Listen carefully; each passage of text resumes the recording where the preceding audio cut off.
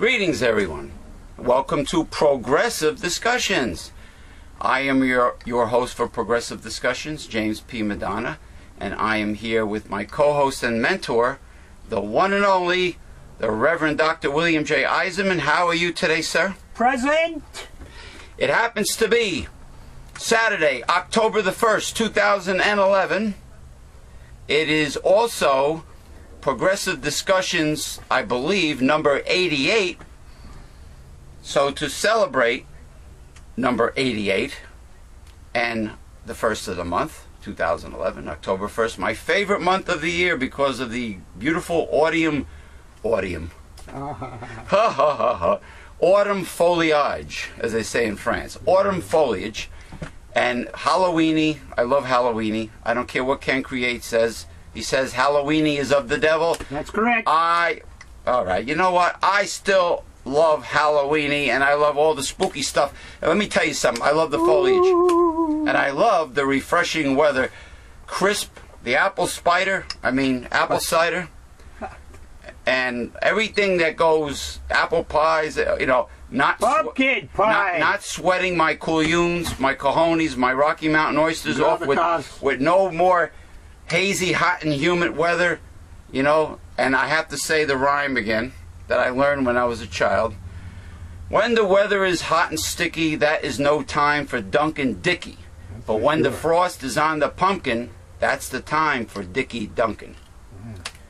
If you get offended, it's too damn bad because this is corporate and FCC free. Of course, my father used to say... Let me finish! Wait, my father used to... All right, go ahead, This is applicable. Go ahead, applicable, yeah. Go ahead. My father used to say, in that time of the year, when my mother used to comment on his erection... Not election, not political, erection. That it is not an erection, it is frozen.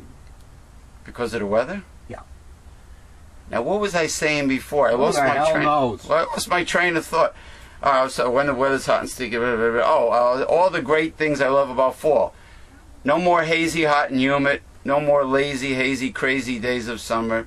Perfect weather, not too warm, not too cold. Baseball playoffs are here. I assume the Yankees made it. They won the American League East, and they are playing the Detroit Tigers. Okay, my favorite team, the Boston Red Sox, they blew it because of pitching. They blew a tremendous lead. A tremendous lead. I think it was 10-1 or whatever. They blew it. They blew the wild card. The pitching destroyed them because they had a big lead, and they blew it. Shame on you, damn it. Disappointed me. Anyway, but the Yankees are in it. The local team is in it. Anyway, this is me prop. This is me imported Blackthorn Irish Shillelagh from Ireland that I love to use every week. I'm not Irish, but I love shillelaghs because I get to emphasize everything I want to emphasize with this. It helps me. Like a judge. Judge Judy has the gavel. Anyway, did I say it was... I said it already. Saturday, October 1st, 2011. Anyway, all the October is just a wonderful month. There's so many positive things about October. And I like it. So now, being that it's October the 1st, 2011, and being that it's the 88th show of Progressive Discussions, the real hard-hitting truth that you're not going to find anywhere else in the mainstream media or the mainstream press, I'm wearing my new hat. This is a red velvet. I believe they call it a fedora, if I'm not mistaken. And this is one of the two hats that I will be using as a prop when I start doing color commentary for D2W Pro Wrestling. That's D2WProWrestling.com. And our Time Warner TV cable show debut, or cable TV show debut, will be, God willing, unless something goes wrong, October 22nd, 2011 at the Wallkill of Valley High School in Hamburg, New Jersey. No, Wimpy from Popeye does not live there. I'd gladly pay you on Tuesday for a hamburger today. Yes, I love hamburgers, but they have to be high quality. No patties, because What about patties. that new Red Robin one? Red Robin is probably like another Fridays or Houlihan's or Bennigan's. You get small portions. Even Fuddruckers started using lesser quality beef, because the last time I was there, which was months and months and months ago, the friggin' 8-ounce hamburger that I usually order, it shrank, so it looks smaller. Everything is shrinking when it comes to, but not the price in America. Yeah. Well, the Red Robin is selling a hamburger, Black Forest ham, cheese. Yeah, like that's real with black. Fries, yeah, right. Like that's $7.99. Like that's real German Black Forest ham. Well, come on. I go to the pork stores that are run by Eastern Europeans, and I get the real McCoy. That is not Black Forest ham. There's no way. Yeah. So anyway, God willing, I'll be starting. Not with this hat. I'll be starting with the other hat, which is kind of like a black hat. It's like a fedora, but has a short brim. You know, kind of a wise guy looking hat. But I will be wearing that. But anyway, if those that do not like my red velvet fedora, well, it's just too damn bad. You can go screw yourself. Ooh. Those that make fun of it and criticize it, it's just too fucking bad. Anyway, start with the first. Oh, before you start, I just want to say really quick, I am very happy and proud to announce that recently the Transit Workers Union, the Auto Workers Union, and another union, Transit, Auto, and Transit, Auto. What the hell is that third union? Anyway, the unions are starting to join the students at the Occupy Wall Street protest. And once you get a few very popular big unions over there, I'm sure it won't be long before all unions join the student protesters, and the numbers start growing and growing. There's a problem. There's a problem. Teachers union. I'm sorry. Teachers union, transit workers, auto workers, and teachers union. All these unions have recently joined the protest. I'm sorry. Go ahead. The reason the problem they're joining them is to give the protest direction. It seems to have lacked direction. Because you have a bunch of young college students, many of them very hippie-ish, and there's no solid intellectual experience, upper management of this protest. Or point to it. Yeah, and what better management to find to fight the fat cats and the elitists that represent the progressive liberal ideology is the heads of unions. You know, the ones that are honest unions. What better way? What better people to help guide you and have on your side than the unions? And I'm sure it's going to grow. Now, once multitudes of unions join the protest, then you have a solid force. Hey, gee, anytime I want to knock on wood, all I have to do is knock on the blackthorn. I never thought of that. For good luck. Anyway, and also it is despicable that I'm not sure if Mayor Bloomberg, billionaire conservative Republican mayor of New York City, I'm not sure if he ordered it or if the police officers did it on their own, but it is despicable that those New York City police officers corralled those young hippie chicks and maced them. And they, from what I understand, they were peacefully protesting, and they got maced. Mr. Tony Baloney. Real macho. Yeah. Tony Baloney. Who's Tony Baloney? One of the cops that did the pepper spray. Why is he Tony Baloney? That's his nickname? That's his name. Oh, he's a tough guy. It's so easy to mace a bunch of young hippie chicks protesting. What it looks like, yeah. Oh, yeah. Why don't you go after Kingpin, drug dealers and deal with the and deal with really big busts. Well, we had a big bust. We got one of the big boys in the Latin Kings in the Bergen County Jail. Yeah, but that's a very old, very large gang. Yes, it is. It might be international. I know it's national. So, you know, they have chapters, you know, like I guess the Hells Angels, they have chapters all over, don't they? I don't know. So why not New Jersey, you know? I think they started in Chicago. Ooh. From what I saw on the documentary. So, but anyway, the point is, do some real crime fighting that you would see in a Marvel superhero movie, and don't bully and mace unarmed, peacefully protesting, you know, early 20s college girls that appear to be kind of like, you know, hippie-ish, you know, Grateful Dead fans. They're harmless. It's not very, unless they're doing it to try to intimidate like these strike busters did before the beginning of the unions.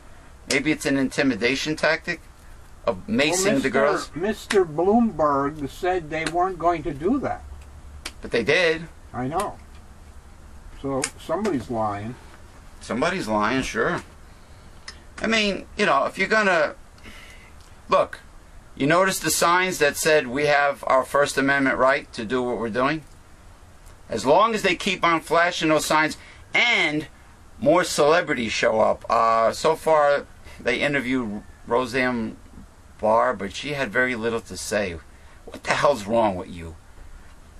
They should get Rosie O'Donnell there. She's not afraid to open her mouth. Roseanne Barr had like very little to say in front of a camera.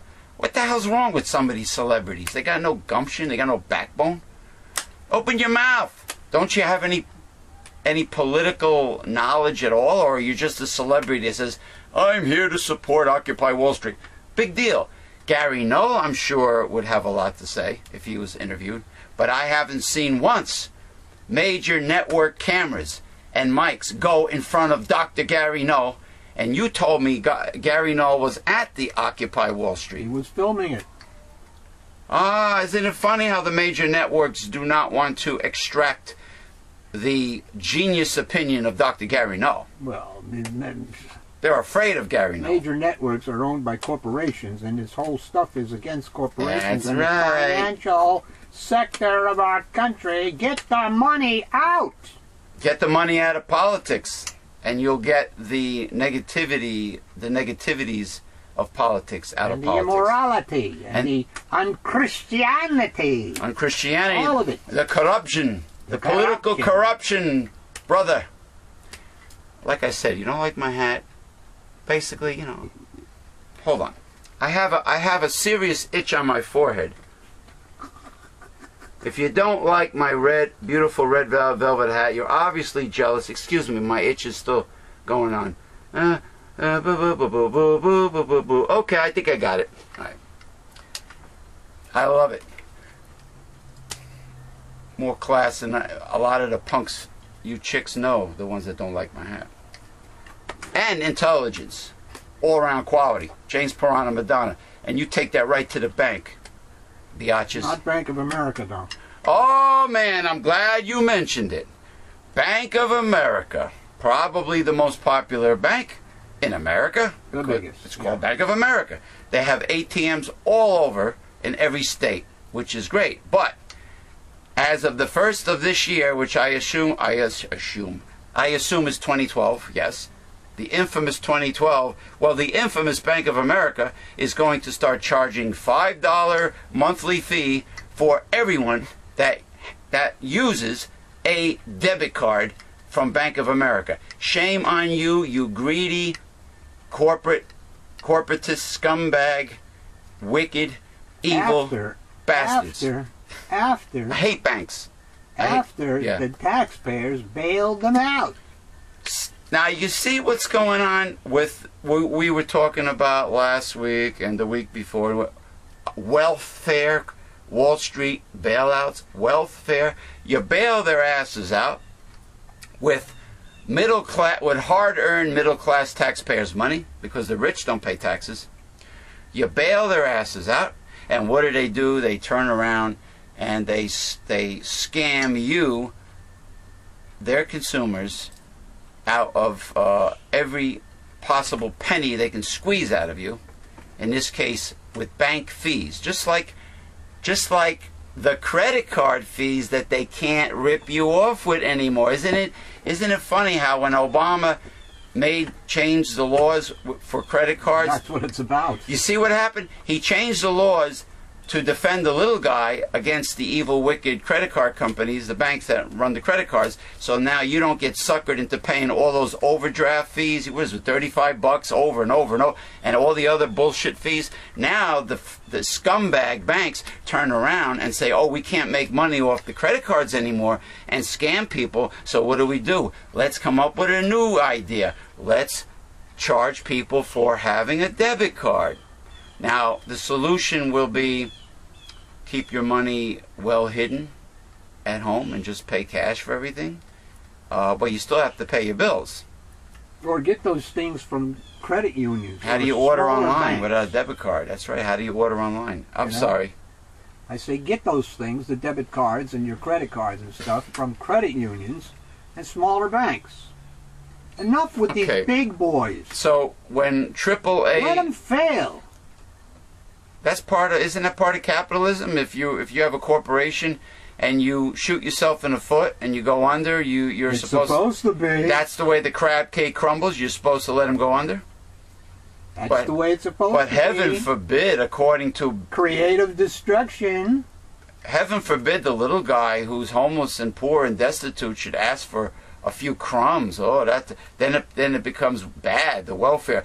Did you hear that stupid ass-kissing bitch in Washington? Was it Washington was begging New Jersey Governor Chris Christie to run for president in 2012? We need you. We need you.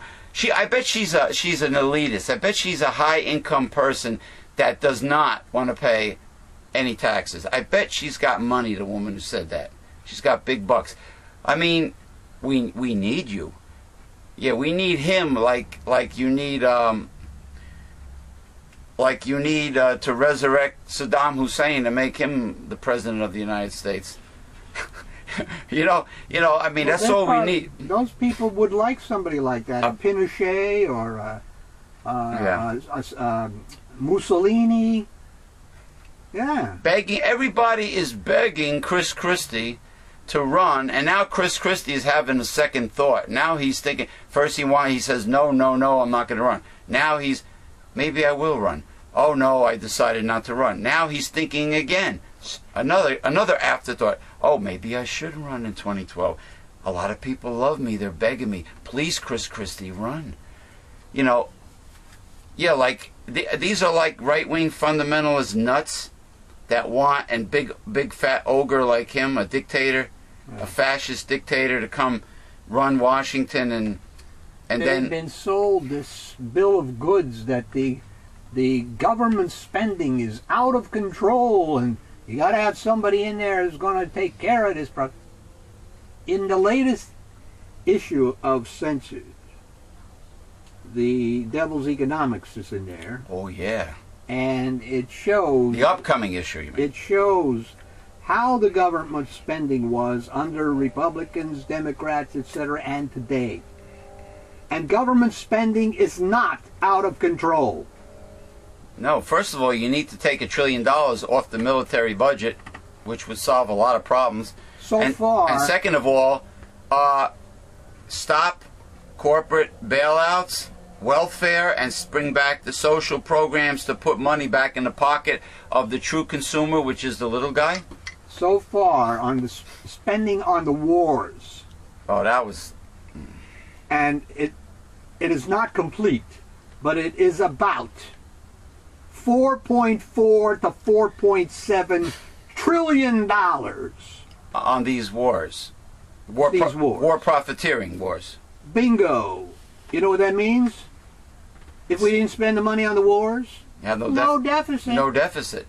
So the military, with war profiteering, with the unjust wars that G.W. Bush and Dick Cheney started, which I'm sure they raked in a ton of money, If it wasn't for this crap, there won't be a deficit and there wouldn't be a need to cut the government programs. But guess what? There's no need for it now. Guess what? You know. Even, I have a feeling, even if this country is economically prosperous with a great job market, I have a feeling that conservative Republicans would still want the poor to just lie out in the street and die. They would still want to cut government programs and maybe even Social Security. Because why? Because they're greedy scumbags. Yeah. They are just flat out greedy scumbags and they have no compassion. All right, first article. President Obama charged on Sunday that the GOP, and that's not the great old party, it's the greedy old party. Yeah, we call them the greedy old party. That's now. Right. That the GOP vision of government would fundamentally cripple America, as he tried out his newly combative message on the liberal West Coast. Wow. Aiming to renew the ardor of Democratic loyalists who have grown increasingly disenchanted with him, the president mixed frontal attacks on Republicans with words of encouragement intended to buck up the faithful as the 2012 campaign revs up. From the moment I took office, what we've seen is a constant ideological pushback against any kind of sensible reforms that would make our economy work better and give people more opportunity, the president said at an intimate brunch fundraiser at the Medina, Washington home of former Microsoft executive John Shirley. I hate Microsoft. I hate Bill Gates even more. He screwed his way to the top. About 65 guests were paying $35,800 per couple to listen to Obama at the first of 7 fundraisers he was holding from Seattle to Hollywood to San Diego on Sunday. I hope they got a nice dinner. Did they get a dinner? Red Buttons never got a dinner. Red Buttons never got a dinner. Yeah, never got a dinner. Red Button should have had a red hat like me. There you go. The trip comes as Obama has shifted from focusing on compromise with Republicans, screw that, on Capitol Hill, compromise, to calling out House Speaker John Boehner and others by name. You know what I would have said to John Boehner? You want? I'll give you a reason to cry. You want a reason to cry? Like they used to tell me when we were kids back in the old days. You know, before they decided to negotiate with all children. Back in the days when they used to spank you. Ooh. I'll give you a reason to cry, John Boehner. The president has criticized them as obstructionists while demanding their help in passing his $447 billion jobs bill. The revamped approach is a relief to Democratic activists fed up by what they viewed as the president's ceding of ground to the GOP on tax cuts and other issues, while the economy has stalled and unemployment is stuck above 9%. Wow. Now, of course, is that just campaign mode crap, or is it a real, change? You notice change we can believe in. You notice Obama started getting tough. He grew a pair of big brass balls when he noticed that he was getting his ratings his approval rating was like plummeting, and it was time to campaign for 2012. And all of a sudden, he just came out, in full blast, artillery, and he started, firing the big cannons at the Republicans when he should have done that right after right after he took office. He should have done it right from the beginning. No compromise, no bipartisanship. So is it just bluster now, or you got to watch his actions now? See what he does. Like you said, even Bill Clinton was a businessman. a corporatist. He was just the lesser, like my grandfather used to say, the lesser of the two evils. But he turned out to be not too less an evil. No. Because what was done under him... Surplus? What was done under... Yeah, but what was done under him, the changes in laws and everything, allowed the financial community to do what they did to us in 2008. Okay. Bring the, the country and the world to its knees. Yeah. See? I mean, he under him, with Phil Graham and Liley and whatever the other guy... Phil Graham. Leach. He's not related to Billy Graham, the evangelist, or Franklin Graham. Anyway, they got rid of the Glass-Steagall Act, which stopped the big banks from mixing up with investment and etc. and causing the problems that occurred. This protest is long overdue. This protest is like you're driving down your main street in your town and there's huge potholes, and the potholes do not get filled until somebody breaks an axle or something, until there's an accident, and then finally the town fills the potholes. And that's what this reminds me of. What should have been done, what's happening now, should have been done what should have been a few years ago. What should have been done was the bank should have been allowed to fail. Be taken over by the government and allowed other banks, smaller ones, to take their place. Yeah, and Goldman, very simple. And Goldman Sachs should have not Goldman Sachs is too powerful. Should have not been bailed out. And the American car companies, who always sucked. You remember the old saying, Ford found on road. Actually, Ford is the only American car company that did well, relatively, right? Yeah. Well, they still, they have themselves to blame. So under capitalism, if you have yourself to blame, and you go under, well, that's the way the crab cake crumbles. You're supposed to go under. Yeah, but the point of it is, with the car companies, the reason they had problems is because we allow the other countries to sell their cars here.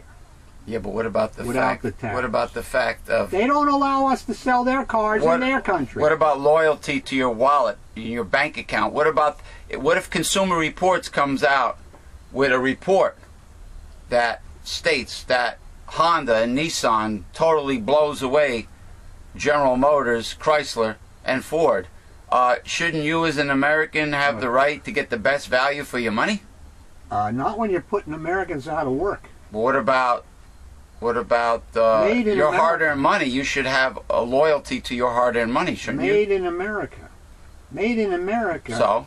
Cars can be made just as well as any other country. But they don't do it. If they're not being made, there's a problem. There's a reason for it. The deregulation, maybe, is the reason why they're not being made. There is a reason for it. The government should hold...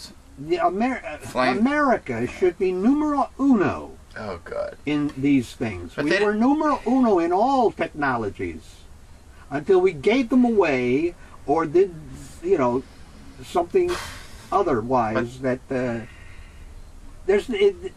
American car company should be number one in the world. They had decades to be number one. But I'm saying there's a reason why. There's got to be a reason. We're not privy to it. Cutting corners, putting profit before quality and people, and penny wise and pound foolish, perhaps. And the other countries' car companies aren't like that. Japan, absolutely not. Quality is number one with Japanese companies, and I think South Korea has that attitude also. Yes. Well, we don't know that for sure. Yeah, we know it. How long does a Hyundai last? Well, a Honda sure lasts. Hyundai. I don't know about Hyundai, or a Kia, but I know a Honda and a Nissan. Forget about Toyota. A Honda and a Nissan sure lasts. I have seen no classic Hondas. I have one. Well, it's not an antique, but... Well, this is what I'm saying. I have seen no classic Hondas. You know how long... And I see no rush to have one. But I do see it for classic cars. You know how many American cars I had to junk, my friend? How many American cars that I had to junk after... A few years. A few years. Yeah, of course. And my Honda Civic is still still purring along. Of course, but I'm saying there's a reason for that, and it has nothing to do with quality. Quality can't be job one for Ford, General Motors, and Chrysler. It can be. There's a reason why it can be. Well, first of all, corporate American commercials lie to the consumer. It's snake oil salesmanship. When you allow the foreign country cars to come in here, not to compete with the American cars, but to be lower price, you got a problem. Well, American cars. They don't do it. They don't allow us to do that. They tariff our cars when we go over there. What? How many countries buy American cars? I don't think many. I don't think and now maybe not any. And now Mr. Obama expects South Korea to buy American cars? Yeah, right. Because that's the trade deal that they want to make with them. Come on. American cars, there's no reason, and to me there's nothing sleazier except a politician, sleazier than a car dealer.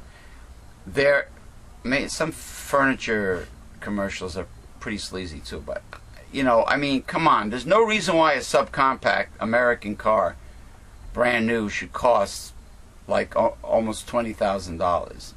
It's absurd. It's despicable. Of course not.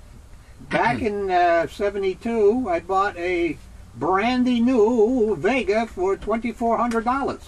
Oh, I had a Vega when I was young. What a piece of shit that was. That was a piece of crap. It lasted me 4 years. The dashboard was always hot. No, it was the aluminum engine that it started mixing water and oil. Man, you see the mentality of corporate America, with the buy very low and sell very high mentality, and bullshit you in the commercial, and profit. It's like Montgomery Burns of The Simpsons or Eugene Krabs of SpongeBob pinching a penny so hard that both heads and tails are on the same side. I got that from The Honeymooners, by the way. I think Ralph Cramden said it to Jack Benny when Jack Benny was the special guest star. He played the landlord of the apartment building. But anyway, the point is, it's the attitude. It's like they don't think long term, like Billy Morrow says. They think short term, and that's what quarter. They kills think them. Every quarter. That's yeah, it. That's very the short profit term. That is made in a quarter. Every quarter, 3 months. Okay, continue. The OnStar automobile communication service used by 6 million Americans maintains its two-way connection with a customer even after the service is discontinued. Oh, really? While reserving the right to sell data from that connection. Oh, boy. U.S. Senator Charles Schumer says that's a blatant invasion of privacy and is calling on the Federal Trade Commission to investigate. But OnStar says former customers can stop the two-way transmission and no driving data of customers has been shared or sold. OnStar is attempting one of the most brazen invasions of privacy in recent memory, said Schumer. I urge OnStar to abandon this policy. But the General Motors Corp. OnStar service says customers are thoroughly informed of the new practice. If customers say they don't want to have data collected after service is ended, OnStar disconnects the tracking. And although OnStar reserves the right to share or sell data on customer speed, location, use of seat belts, and other practices, a spokesman says it has not done so and does not plan to. A week ago, OnStar changed its policy and began continuing the connection for ex-customers unless they asked for it to be discontinued. To me, OnStar is a frill, just like the credit card insurance that they keep on nagging you to get. But it's a spying sneaky ability. See? Okay. Spying, like spam and all that, like Like the reason why they have anti-spyware software for your computer, you know, spying, trying to, it's all part of corporate greed. Can you imagine, since we do live in a police state, can you imagine if like George Bush tapped the telephone companies to spy on us? Can you imagine if the local police and etc. tapped OnStar to track and spy on you?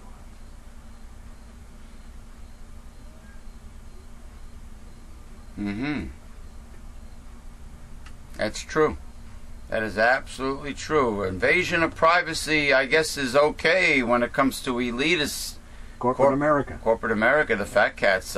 Welfare handouts are okay if you're a fat cat elitist, corporate America. But heaven forbid the backbone of this country, the true consumer, the little guy. Heaven forbid this segment of the population, which happens to be the largest, you know, expect a little help, a little, you know, I don't know.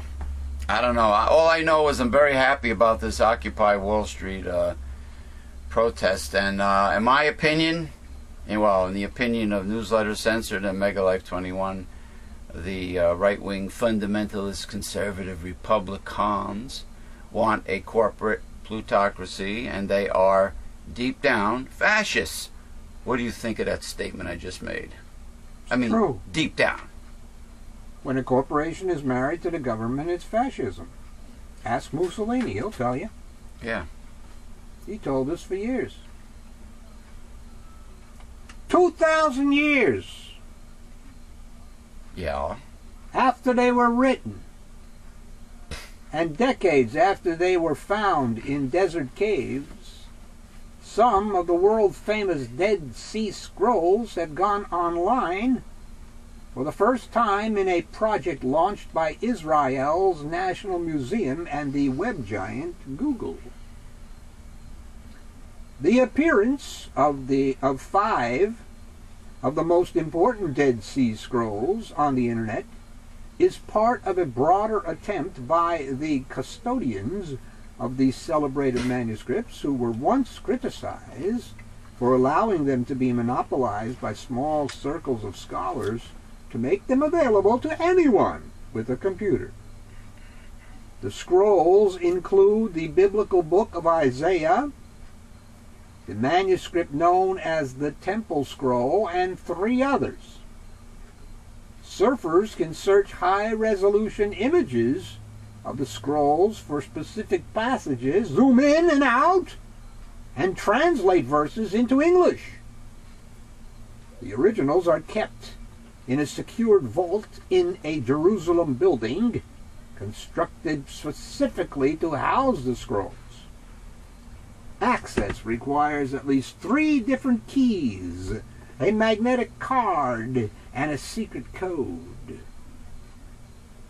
The 5 scrolls are among those purchased by Israeli researchers between 1947 and 1967 from antiquities dealers, having first been found by Bedouin shepherds in the Judean desert. The scrolls, considered by many to be the most significant archaeological find of the 20th century, are thought to have been written or collected by an ascetic Jewish sect that fled Jerusalem for the desert 2,000 years ago and settled at Qumran on the banks of the Dead Sea.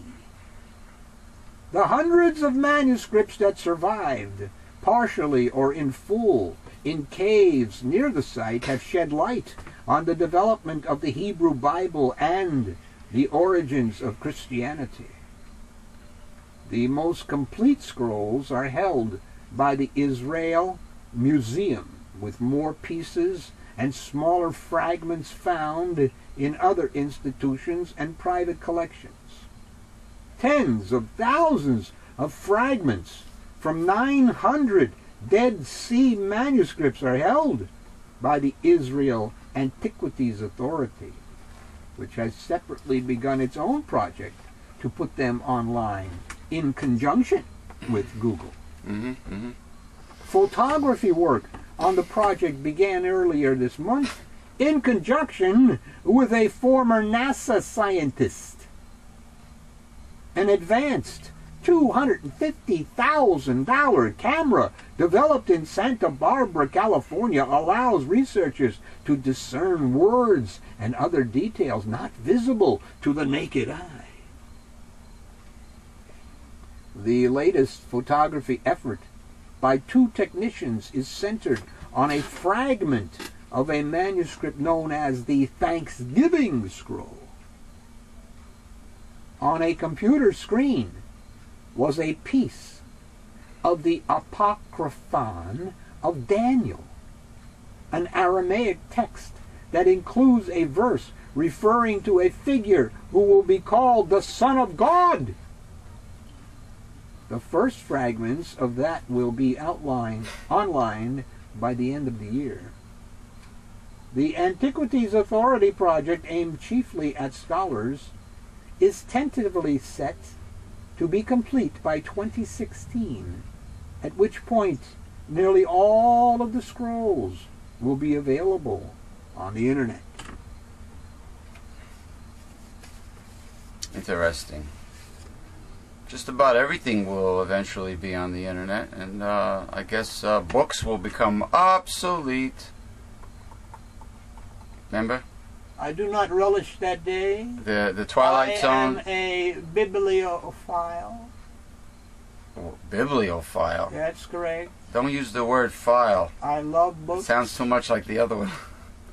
I love books. Bibliophile. Remember Burgess Meredith in That's correct. the old Twilight Zone episode? Yes. You are obsolete. Yes. We must burn the books. He was a librarian. He played a librarian. But the only problem I have with studying online is the glare. I guess you can. It's hard to read online. I guess you can lower and dim the glare on a flat screen computer monitor. You can. It can be done. You know. You just go into your brightness and darkness thingy on your monitor. But when you darken it too much, you lose things. Yeah. Well, plus you cannot be living with other people, like other family members, if you want to really study. It's only good for people that have peace and quiet and solitude, and you just have yourself or a significant other that doesn't nag your ass all the time, and then you could study. But, you know, it's hard for me to study because I'm in a household with family members. It's not easy, you know. It's not easy being green. It's not easy being green. It's like Obama trying to compromise with Republicans. You know, you have to compromise with everybody in the house. Well, you don't have to. No, you could. No. That's the whole problem. You can argue with them. He didn't have to. No. He does. The people who voted for Barack, what's his middle name? Hussein Obama. Barack Hussein Obama in November of 2008. 2008 was it?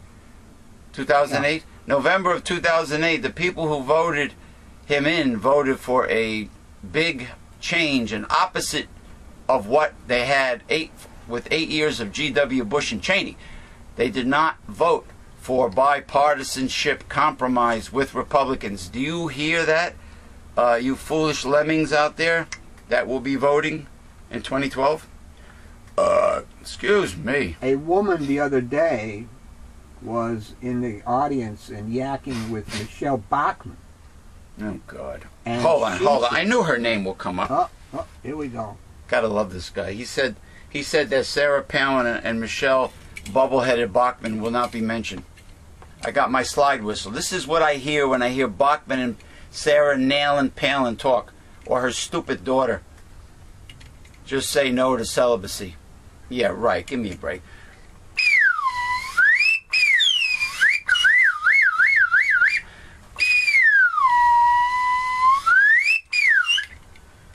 That's all I hear, because they're stupid.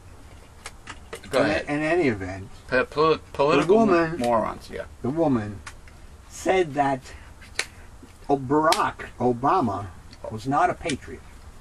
Yeah, why is that? I have no idea why. Not a patriot?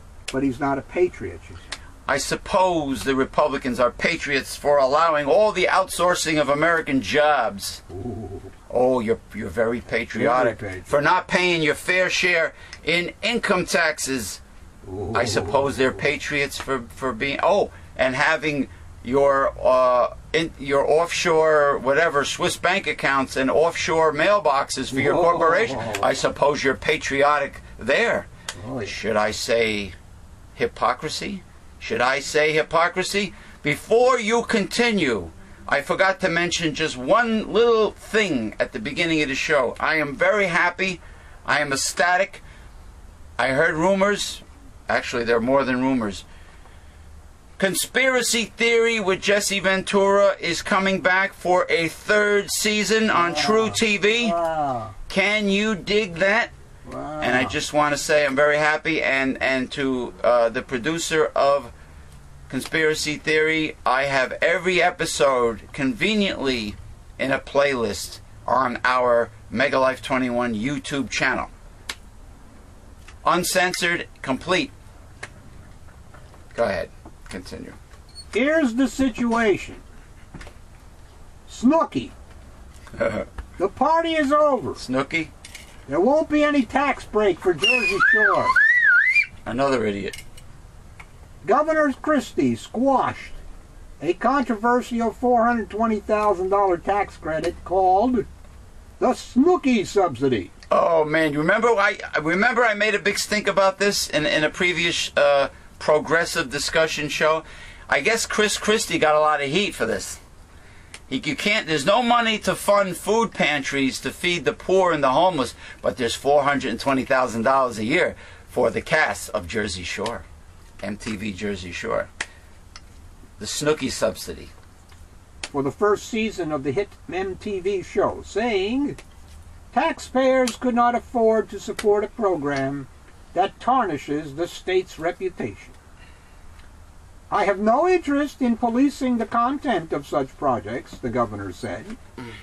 However, as chief executive, I am duty-bound to ensure that taxpayers are not footing a $420,000 bill for a project which does nothing more than perpetuate misconceptions about the state and its citizens. But he overlooked this tax break. In other words, he did not overlook the closing of Planned Parenthood and food pantries.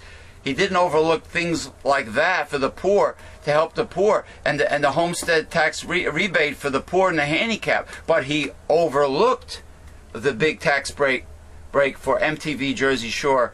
Until there was a stink. Until there was a big stink. You see how Chris Christie operates? You see the priority with the right-wing conservative Republicans, especially the big fat ogre that's in Trenton now. Do you see that now? Now there's pressure put on him, and now he's like, oh, we cannot be paying, we cannot allow this. In blocking the Jersey Shore tax credit, Christie assumed the unusual role of critic-in-chief. For example, he let stand tax credits for other shows, including Hell in a Cell at Newark and a collection of live wrestling shows. Really? Film industry professionals had testified at a committee hearing last week that targeting certain shows and stripping Jersey Shore of its tax credit would have a chilling effect on production companies doing business in New Jersey. Oh, poor babies. My heart bleeds for them. In the case of Jersey Shore, they said the tax incentive was well worth it because it brings millions of dollars and additional jobs to the state. Jobs? Oh, you mean the vendors that charge you $5 or $6 for a hot dog on the boardwalk? Yes. And what do they pay people? Jobs? I'm sure they get minimum wage or less. Yes. To work for a vendor on a Seaside Heights, New Jersey boardwalk. Oh, yeah. Oh, yeah. A real promising career. Putting a hot dog in a bun and slapping mustard and relish on it and ripping people off and getting minimum wage with no benefits. Oh, yeah. Oh, that's a really great job. Officials in Seaside Heights, Republican politicians, where Jersey Shore was filmed in its initial season, agreed. A spokeswoman for MTV said the show would not be adversely affected by the loss of the tax break.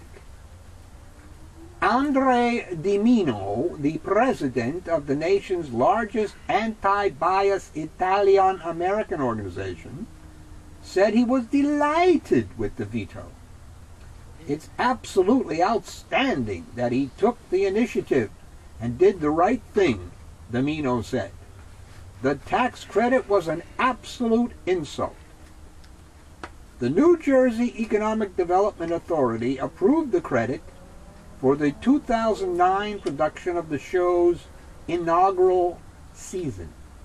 It was part of the first round of film tax credits awarded by the authority since Christie suspended the program in 2010 to close a budget deficit. The $10 million tax credit program gives eligible film and TV production companies a 20% tax credit on their expenses in the state. In denying the tax break, Christie also took a swipe at the contradictions coming from legislative supporters who complained about the money for Jersey Shore just days before seeking legislation to increase financing for film tax credit program. Senator Paul Sarlo said he agreed with Christie for denying the tax break. Hopefully he'll work with us to revamp the program for worthwhile projects, said Sarlo, who sponsored a bill approved Monday along partisan lines to expand the film tax credit. Last week, Christie took the opportunity to tweak Sarlo, saying he, a senator, would probably be good at playing Twister, given all of his contortions about the tax credit program. Yeah, you got to play Twister with hot young females. And then there's a picture here. Baby oil all over the... There's a picture here of the Seaside Heights police arresting Nicole Snooki Polizzi in July 2010. I remember that video. You know, Snooki is from, I think, Westchester County, New York, near like White Plains or something. She's from up there. She's not Italian. She's actually, I found out she was adopted. She's actually from Chile, South America. She's Hispanic, and she was adopted. I think her parents are Portuguese. I think. Yeah. That's why she has that. She got that tan skin, and she's got the curves with the breasts and the butt and the whole thing and the hips. Yeah, she's Latin, and the curly dark hair. Anyway, we got to take a break. Of course, you know this by now. The Reverend Dr. William J. Eisenman, my mentor and co-host, must partake in his gastronomic delight, known as lunch, and followed by high green tea. I say this every week, but it's too bad if you don't like it. We got to take a break. Oh, before we take a break, do you believe that Mayor Bloomberg did not know anything about the macing of those peaceful protesting young ladies? I'll say this. What's your take on it? If it was more than one cop doing it, he knew. There was more than one. If it was only Tony Baloney, no, then perhaps he may not have. No, there was more than one cop involved. Okay. All right. Then Bloomberg lied. Bloomballs lied. Hello.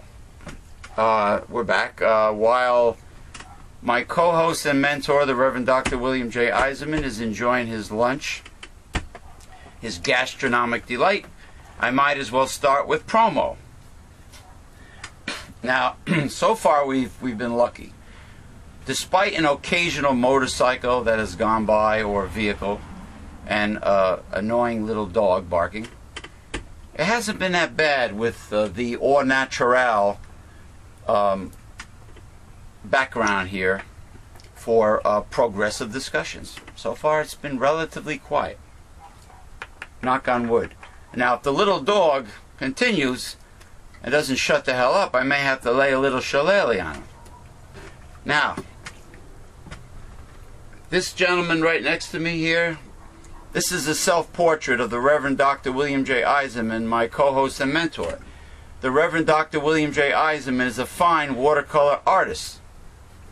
You can view the William J. Eisenman collection of fine watercolor art by going to the William J. Eisenman Facebook profile, and hopefully his album is viewable by the public, or like mine is, or you can go to newslettercensored.com. If you see something you like, send them an email. If it's still available, the bidding starts at $500 each. There is also the complete William J. Eisenman collection slideshow video on the internet, on YouTube, and you can actually you can look at every single painting he's ever done to date, to music, to lovely Caribbean steel drum music. Now,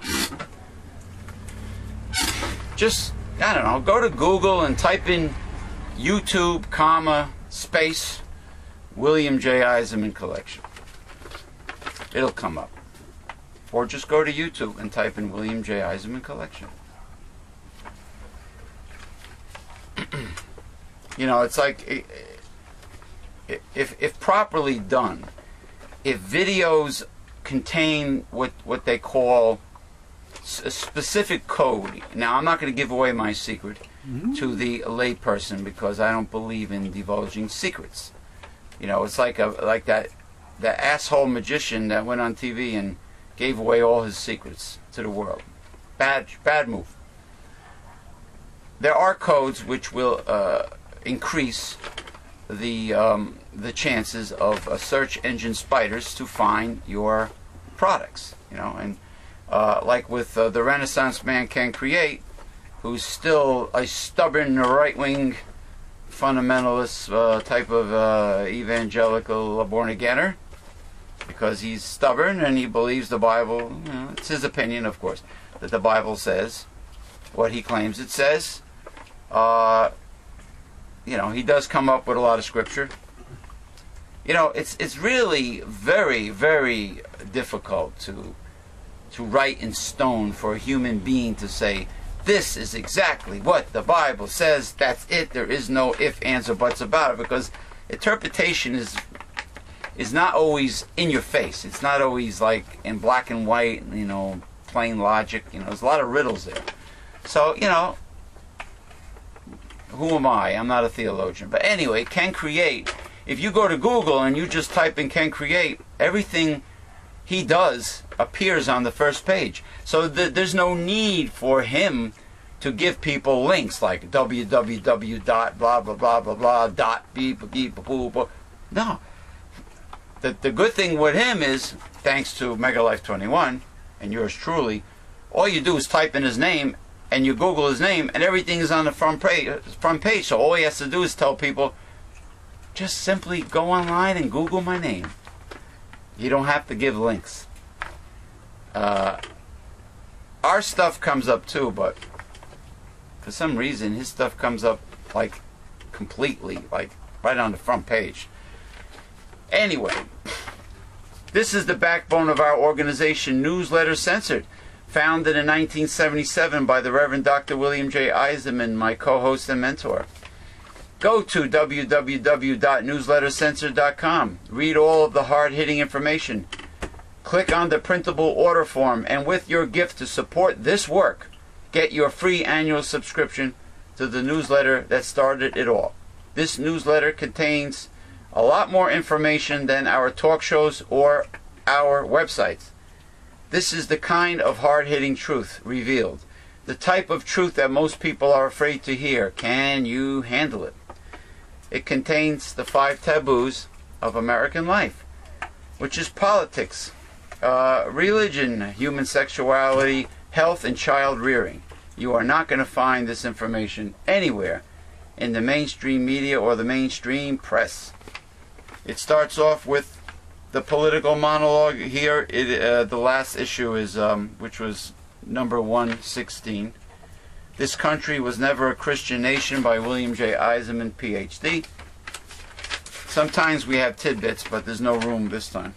Followed by The God Project by William J. Eisenman, Doctor of Divinity, which tells you what the Bible really has to say, not what right-wing fundamentalists, conservative, counterfeit Christian Republicans want you to think the Bible really says.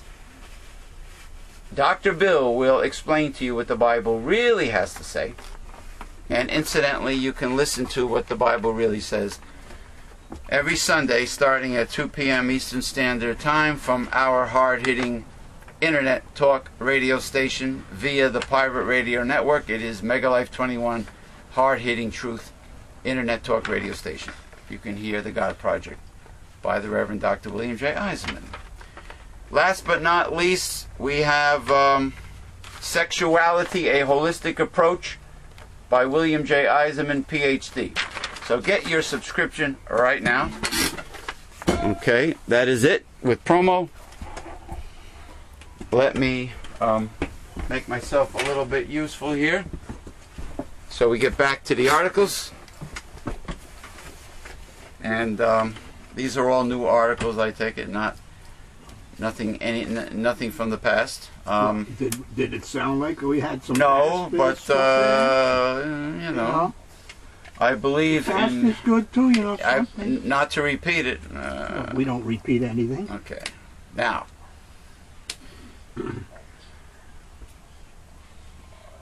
Billy Vargas lost everything in the flood that followed Hurricane Irene. When the waters receded, Vargas started to clean her Lincoln Park home. But then the waters rose again. Lincoln Park, New Jersey, a flood area near the Passaic River. For more than a week, her home remained flooded. A moldy, mildewy, fetid swamp. It's a disgusting smell. The smell was almost unbearable. But so were the mosquitoes. Stagnant water. Mosquitoes love to breed in stagnant water. Mosquitoes were everywhere. Yay. They were atrocious. Yay, wow. Jeez. Vargas pointed to a few fresh new bites and swatted at the mosquitoes hovering in front of her face. The pesky problem has plagued much of the state. A late summer flood always causes an uptick in the mosquitoes. Uptick or uptake? Uptick. Uptake. Well, you know, mosquitoes carry West Nile virus this time of year.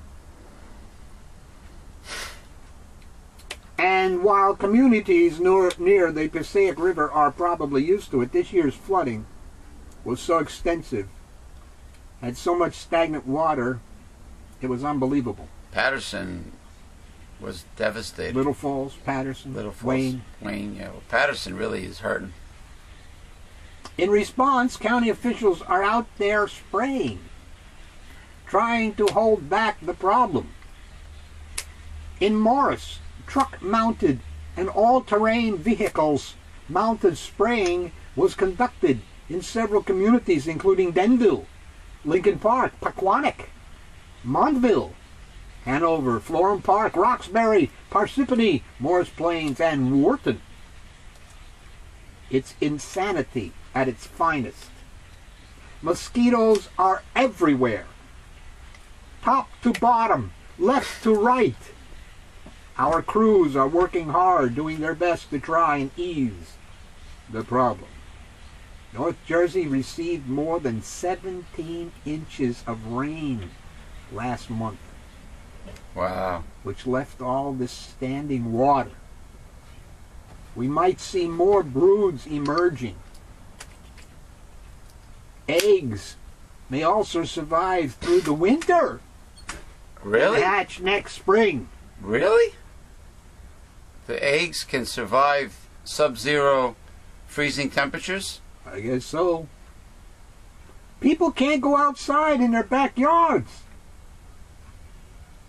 In Union County, the flooding and rain washed away much of the work done by the county's Mosquito Control Bureau. Workers are now returning to waterlogged areas to spray. But the mosquitoes, do they hibernate or do they perish? Well, I think the mosquitoes perish, but the eggs survive. That's what they're saying. Oh, and that's how they, that's how they perpetuate their devilish species. Yeah. Their vampirish species.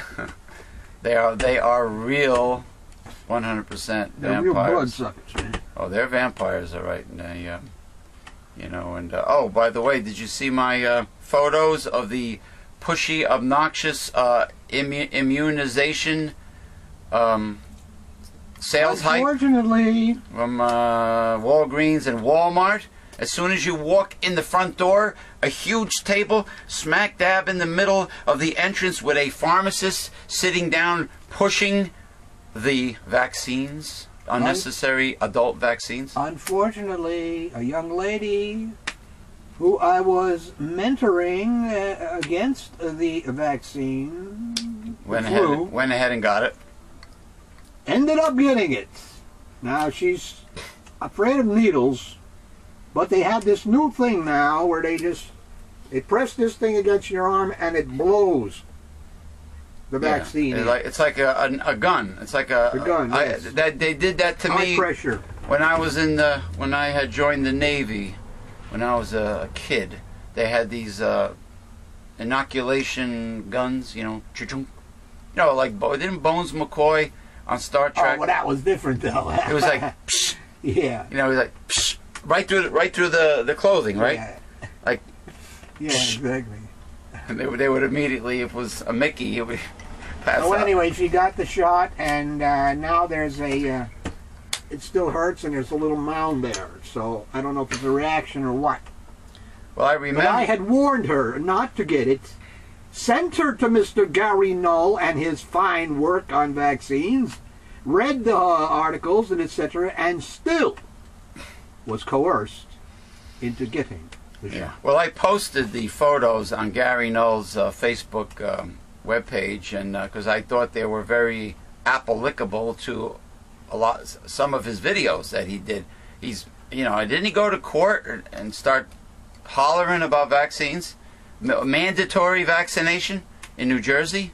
Wasn't there an issue way back when? Yes, they got that dropped in New York and I think New Jersey. Yeah. Well, I couldn't get over the high-pressure sales hype this year with the vaccines, using fear as a tactic to sucker adults into mistakenly get the vaccines. And it's not just influenza. It's everything else. They have it on the sign. Go to the Megalife 21 newsletter censored Facebook page. It is 100% viewable by the public, and you will see all of the photography, the fine photography by our staff of what I'm talking about. All right, continue. Wall Street firms are the target of a non-violent demonstration in which organizers say they want 20,000 people to participate with tents, kitchens, and peaceful barricades in lower Manhattan. 20,000? Why not more? Dubbed Occupy Wall Street, the goal, and this is important, the goal of the protest is to get President Obama to establish a commission to end the influence money has over our representatives in Washington. Do you see why? A worthy goal. Do you may I say? Excuse me, what did you just say? A worthy goal. I want you people, I hope you have your listening ears attached to your head. Not your Harold Camping ears, your Dumbo ears, but your real listening ears. What Dr. Bill just said is extremely important. It is the heart of this protest, the backbone. Do you hear this? How worthy this goal is, how important this commission would be. Now, if Obama was not an alleged corporatist, like, you know, and businessman like we think he is, he would establish the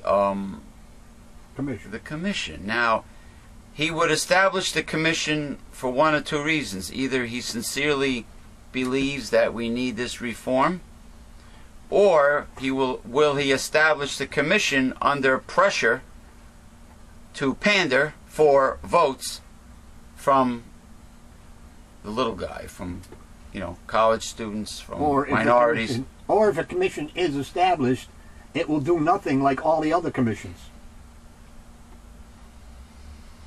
Yeah, it will do nothing. Now, unfortunately, people in America vote often for the wrong reason. Like, you know, of course, red state, conservative areas like the Deep South and you know, the Bible Belt area and states out west, people vote strictly for their religious zealot reasons. You know, if you're pro-choice, then they're not going to vote for you. If you're pro-life, that they are. If you're pro-stem cell research, they won't vote for you, even though I am proud to announce there is a company who is successfully growing organs and tissue in a laboratory, and a young man in his early 20s now has a transplanted, I believe, bladder that was completely grown in a lab, in this particular lab, using his own stem cells. And I think that's just great. That they're able to do it, and his body accepted the organ. No more going on a waiting list to try to get an organ. Anyway, this ideology also, unfortunately, affects traditionally democratic voters, like the Jews in New York City, who caused a Republican to replace former Congressman Anthony Weiner, just simply because Obama is pro-Palestine and doesn't want to favor Israel. So because of that one thing, they caused a Republican to replace Anthony Weiner. So you see what I mean? How it worked, crossing party lines for reasons that are not involving the overall picture of what's good for everyone, not thinking of the good of humanity as a whole in the United States. You know, so yeah, continue. Anyway, if you want to find out more information on them, go to their website, Adbusters, all one word. It's one of the groups that is promoting the demonstration. Well, they have their own website, you know, OccupyWallStreet.org. They do have their own website. I've read it. It's a pretty good website. I Googled it, actually. Just type in Occupy Wall Street, and it'll come up. It's a .org, you know, and Adbusters, yeah, they're involved also. Yeah, they're linked. You know, and organizers want participants to occupy the area for a few months, according to the website.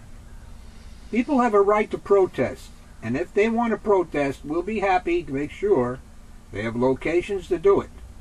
New York City Mayor Michael Bloomberg said Thursday at a press conference, "As long as they do it where other people's rights are respected, this is the place where people can speak their minds, and that's what makes New York, New York."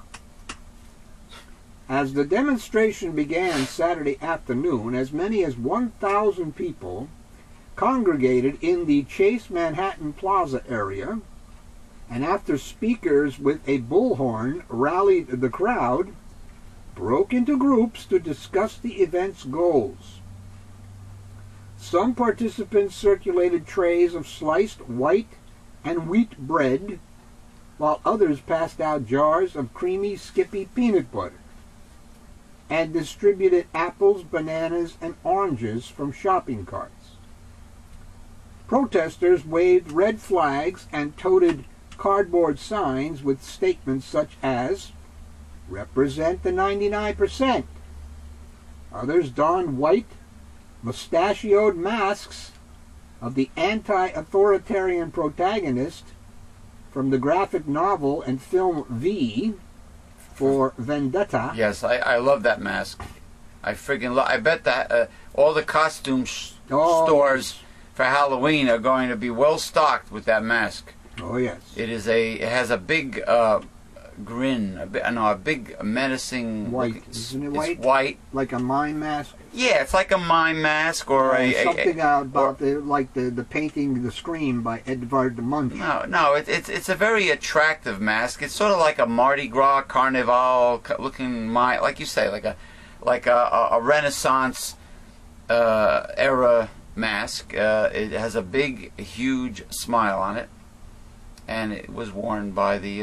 Actually, the movie is depicted. The movie is about a real sort of, I guess, like a form of Robin Hood that unfortunately, did not have a gang with him.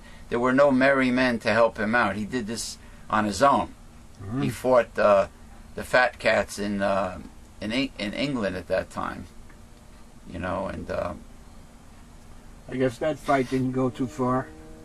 Well, what about people demonize pirates, but Esmeralda told me that pirates really kind of represented the British against the Spanish king that was, hoarding all the wealth from the Americas, the stolen gold that they stole from the Native Americans, from the whatever Incas and Aztecs, and all the gold, and supposedly in the name of the Catholic Church, because they had a representative of the church with them, and the usual Inquisition people, convert or die by the sword, Spaniards that colonized the New World. And she says, well, the British, the pirates were all Anglo-Saxon or Irish or Welsh, and they're from the Great Britain, and they were they were arch enemies, England and Spain,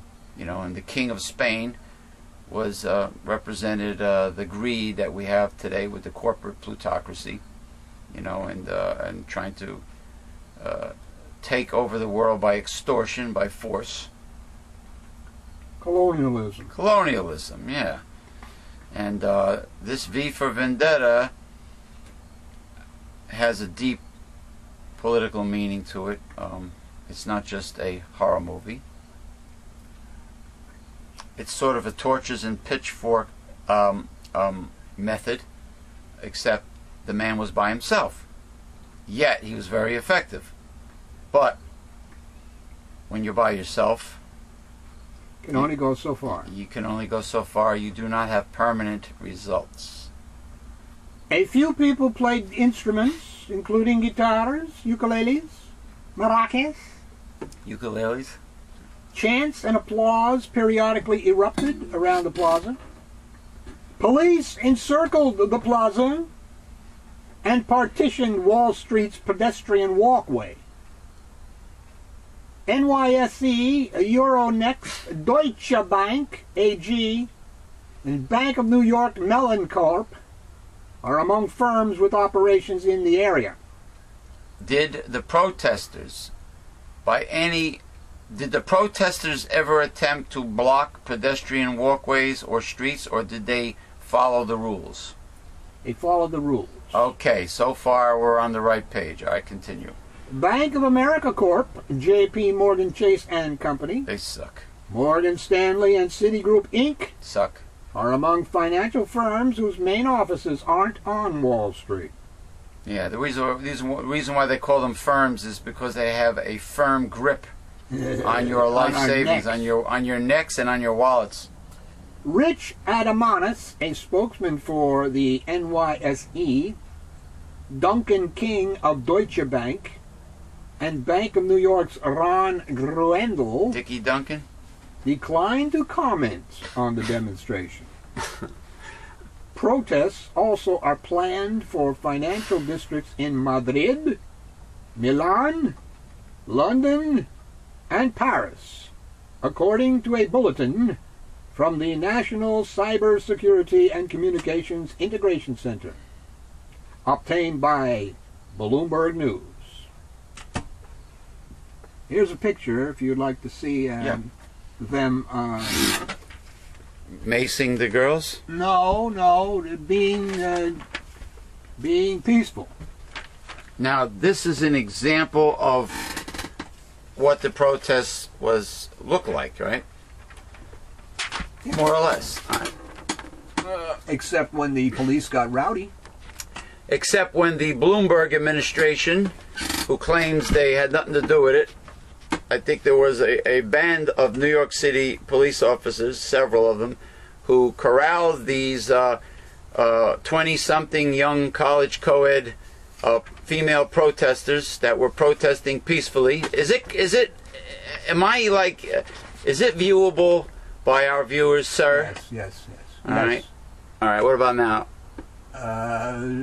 It's fine. Okay. Go back just a little, please. All right. All right, right there. All right. So that's an example of what the peaceful protesting looked like with Occupy Wall Street, and they maced them. They pepper maced these girls, unarmed, unrowdy, peaceful protesting females in their early 20s, and that's what they did. They maced them. It's a phrase we hear in almost every marriage ceremony. Till death do us part. But what about kind of death? Can you kind of part? Pat Robertson seems to think so. Oh, that guy. I can't stand him. The TV evangelist answered a question on his show last week about a man who started seeing another woman after his wife's Alzheimer's left her unable to even recognize him anymore. Oh, that's sad. I know it sounds cruel, Robertson said, but if he's going to do something, he should divorce her and start all over again. When pressed about the marriage vows, Robertson added, if you respect that vow, you say till death do us part. This Alzheimer's is a kind of death. He did suggest that the man, before he left, make sure his wife had custodial care. But last I looked, a nurse is not a husband. And custodial care is not in the vows. Reaction was swift and often angry to Robertson, particularly from Christians who felt he was betraying his own religion. Still, before we jump all over the man, an exercise that seems to happen every year, the host of the 700 Club has made controversial comments on everything from gay rights to the potential assassination of Hugo Chavez. Chavez. You said Chavez. Chavez. Hugo Chavez. Hugo Chavez, who was the other day doing jumping jacks and like running in place and showing how well healthy he is after his chemotherapy bouts and etc. Isn't chemotherapy a very harsh, outdated treatment for cancer patients? Yes, it is. It has no positive track record. I'm surprised Cuba who's sought the not in Cuba. He didn't get the chemo in Cuba. I thought he went to Cuba for treatment. I believe he went elsewhere. Okay. I don't think Cuba is up to snuff because of the American embargo. For the last 40 years. In other words, Cuba does have an excellent healthcare system, but because of the embargo, yes, they can't get everything. And besides, you just brought me back to another. In speaking about American cars, I know just what take you're a look going at to say. Cuba. For crying out loud, they got those cars going for 50, 60 years. Anthony Bourdain, despite the heat he received from Miami Cubans, did a show in Cuba, and it's on the Travel Channel. It is a very good, outstanding show of the whole Cuban system and interviewing Cubans and spending time with Cubans, and I don't know what to say. It was an outstanding show.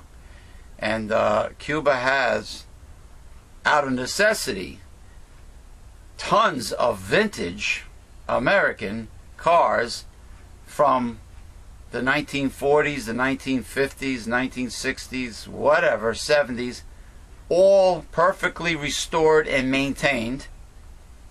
And I'm assuming Cuba gets their gas from maybe Venezuela, because the gas must be very reasonably priced if they have those big guzzlers. Well, yeah, but they from what I saw on the other show that I saw, they don't have the gas stations. They take gallons of gas with them. From where? In their cars. They go somewhere and pick it up and pick it up, and then they keep it in the car and they use it when they have to. And then they keep it at home, and then they pour it through a funnel into the gas tank. Yeah. There's no filling stations. Because I remember there was a show on wherein all these vintage cars were going to do a 500-mile trip from somewhere to somewhere, and they had to take the gas with them. And there's a guy that runs I think it's an old Cadillac. He's a cab driver, and he keeps the gallons of that's gas in the car. The old Cadillac that had the big wings in the back. Yeah, something like and that. I know there was one. I don't know if it was 1963 Cadillac Eldorado convertible. The whole thing is turquoise. The whole thing was turquoise blue, including the leather seats. Wow. And then there was the custom Biarritz Eldorado special edition. But you're talking about a big V8 and a heavy, heavy, heavy car. Back in the days but that's when cars were cars. But that's when gas was cheap. Yeah, 29 cents. Yeah, what did they give you? Silverware and china dishes, green stamps. And glasses and drinking glasses. Yeah. But listen, the Cuban system. See, you can own a restaurant in Cuba, but you have to hire all relatives. That's the trick. And if you want to grow fruits and vegetables on your property at home, you have to give a large amount of it to the government. And they still use ration cards, and well, let's look at it this way. America supposedly does not like communism. Well, because they embargo them, yeah. They hate communism, yeah. The communism that we supposedly don't like is Cuban communism, because we certainly like Chinese. The red Chinese. You mean the hypocritical communism? Yeah, yeah. It's like Republicans hating welfare, except if you give it to the rich and corporations. Like with China, if they're communists, mainland China's communists, except when places like Hong Kong and Shanghai, and except when mainland China is becoming a world economic giant, then they don't like communism. They like capitalism. But then again, they're communists. But then again, they're capitalists. Butter, margarine, like the old stupid commercial. I go, well, I mean, you're either one or the other, or maybe they just want to be hybrids. Yeah, but the point is, why discriminate against Cuban communism and not against Chinese? Well, it involves money. Because it involves money and moolah. Corporate ass kissing, moolah. You see, we're the money trail. Didn't Jesse Ventura say that? More than once. A lot of people say that on his conspiracy theory show. If you want to find out the culprit, the corruption, just follow the money trail. If you want to find out who's to blame, follow the money trail. If you want to find out what Republicans are really all about, conservatives, follow the money trail. Would that be an accurate statement? Yes. We should at least acknowledge that this is a serious issue more and more Americans are facing. Debilitating illnesses have always been around, but as modern medicine improves, people can live longer with them. which means healthy husbands and wives live longer with their afflicted spouses. Alzheimer's in particular has become a common companion. Sufferers can live for years in their own private prison, rarely if ever emerging for a glimpse of recognition. Extremely sad article, extremely sad, but there's hope because Gary Null has cured complete recovery of Hollywood stage 4 Hollywood legendary actress Maureen McGovern. No, just a plain. I think she was an art historian or something. Oh, not the singer Maureen McGovern. Oh, okay, another Maureen McGovern, but still, stage 4 Alzheimer's, complete recovery by Dr. Gary Null using natural treatment, just like Dr. Gary Null has cured pancreatic cancer patients. How many times? Several? Dr. Gonzalez over New York. Multitudes of times? Do you hear what Dr. Gonzalez over New York. Yeah. Has those accolades. Does he use his therapy? Does he use a similar protocol to Gary Null's? Yes, of course. Is he a friend? Does he know Gary Null? Yes, he does. Yes, he does. Dr. Gonzalez. It seems like Nicholas Gonzalez. It seems like New York is more medical nutritionist friendly than New Jersey. Well, it used to be Germany with Dr. Issels and etc. Don't forget, Hans Nieper. Yeah. Ravici was from New York. Dr. Ravici. Dr. Ravici was. Well, I used to hear, when it comes to Germany, I used to hear about ozone therapy, hyperbaric oxygen. Grows, I believe it restores dead brain cells. I believe that's part of the protocol. Hyperbaric oxygen Alzheimer's therapy. Yeah. There you go. So, do you walk away, pay for care, and get on with your life? That's what Robertson was suggesting when he said, I can't fault the husband for wanting some kind of companionship. Oh, it's his wife, man. If he says, in a sense, she is gone, he's right. It's like walking death. The problem is, a walking death is still not death. And Alzheimer's is not its only form. What about ALS? It robs the brain of its communication with the body, leaves you an immobile husk, unable in many cases to do more than blink an eye or wiggle a toe. Lou Gehrig's disease, right? Okay. Isn't that a kind of death? And yet recently, I visited a couple in California, Augie and Lynn Nito, who 7 years ago were the picture of health and wealth and beauty. Now Augie, 53, is in a wheelchair, unable to speak, move, kiss, or hold, deeply victimized by ALS. Still, Lynn is as in love with him as ever, doting on him, teasing him. Their relationship is not the same, not in its behavior, but it is in their hearts. Very sad. Strokes can do similar damage. They leave once healthy men slumped sideways in a chair, once beautiful women with open mouths and dazed expressions. At that point, the marriage cannot be the same. But does that stamp a spouse's walking papers? I watched my own father push my mother, a stroke victim, in her wheelchair. They never imagined this, but his love for her and commitment to her is as unwavering as on their wedding day. What about head injuries, comas, patients hooked permanently to machinery? If we're meant to stick around and only until the going gets tough, why bother to make those promises like in sickness and in health? Let's be honest. Half of American marriages fall apart over more mundane issues. If I'm not judging those, then I cannot judge when something as tough as Alzheimer's enters the picture. Perhaps the couple spoke about such a dilemma. Perhaps one told the other, I don't want you to be alone.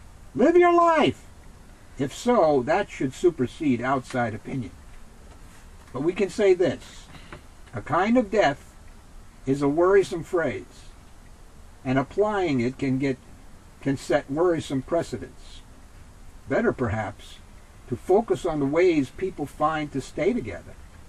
Augie and Lynn, my folks, people you know, and be inspired by how amazing lifetime love can be.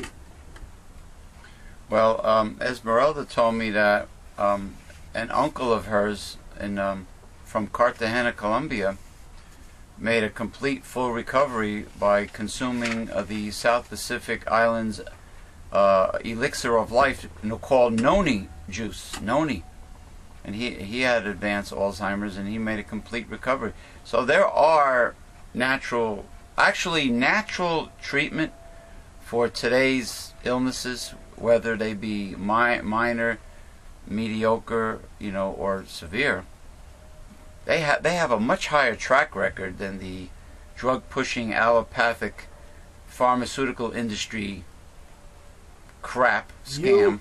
An allopathic doctor can kill all of his patients, and his peers will not judge him because he's doing what the consent of medicine allows. And what the FDA allows.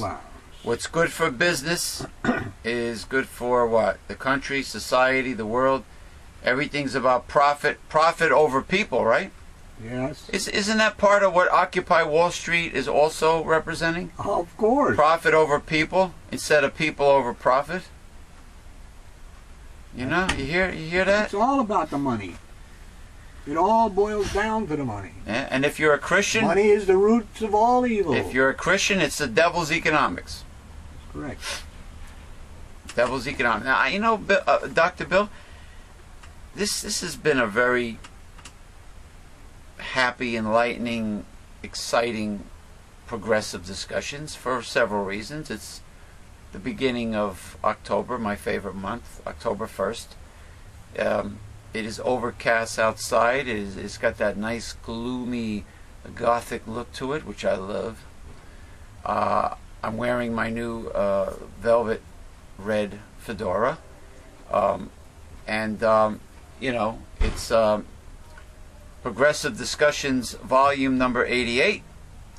And also, we have touched upon a very important issue, the Occupy Wall Street protest and the unfair fascist-like macing of innocent, peaceful, young female protesters.